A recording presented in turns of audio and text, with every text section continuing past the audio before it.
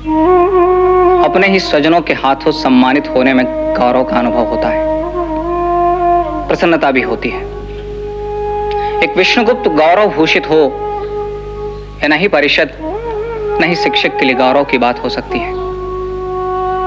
शिक्षक व परिषद तो गौरव भूषित तब होगी जब यह राष्ट्र गौरवशाली होगा, और यह राष्ट्र गौरवशाली तब होगा जब यह राष्ट्र अपने जीवन मूल्यों व परंपराओं का निर्वाह करने में सफल व सक्षम होगा।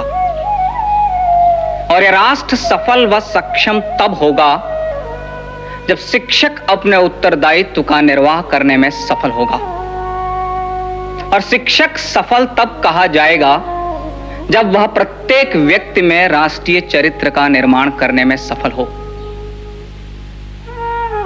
यदि व्यक्ति राष्ट्र भाव से शून्य है, राष्ट्र भाव से हीन है, अपनी राष्ट्रीयता के प्रति सजग नहीं है, तो यह शिक्षक की असफलता है।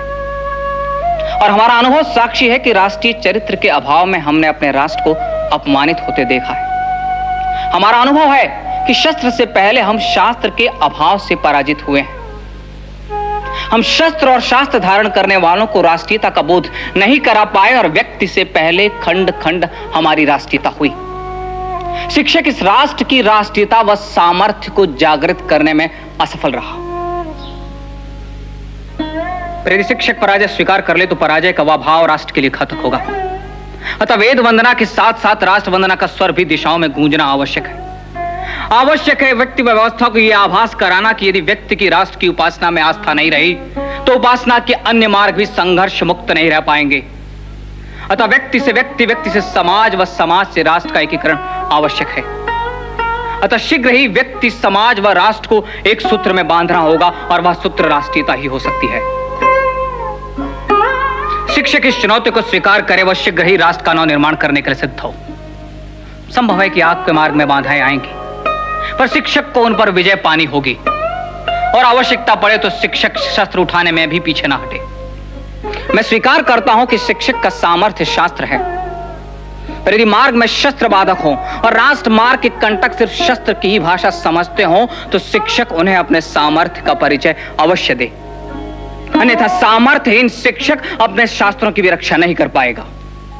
संभव है कि इस राष्ट्र को एक सूत्र में बांधने के लिए शिक्षक को सत्ताओं से भी लड़ना पड़े, पर स्मरण रहे कि सत्ताओं से राष्ट्र महत्वपूर्ण है, राजनैतिक सत्ताओं के हितों से राष्ट्रीय हित महत्वपूर्ण है। अतः राष्ट्र की वेदी पर सत्ताओं की आहुति देनी पड़े तो भी शिक्षक संकोच न करे। इतिहास साक्षी है कि सत्ता व स्वार्थ की राजनीति ने इस राष्ट्र का अहित किया है। हमें अब सिर्फ इस राष्ट्र का विचार करना है।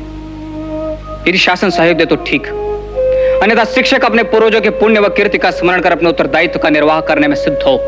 विजय निश्चित है। सप्त सिंधु की संस्कृति की विजय निश्चित है। विजय निश्चित है इस राष्ट्र के जीवन मूल्यों की।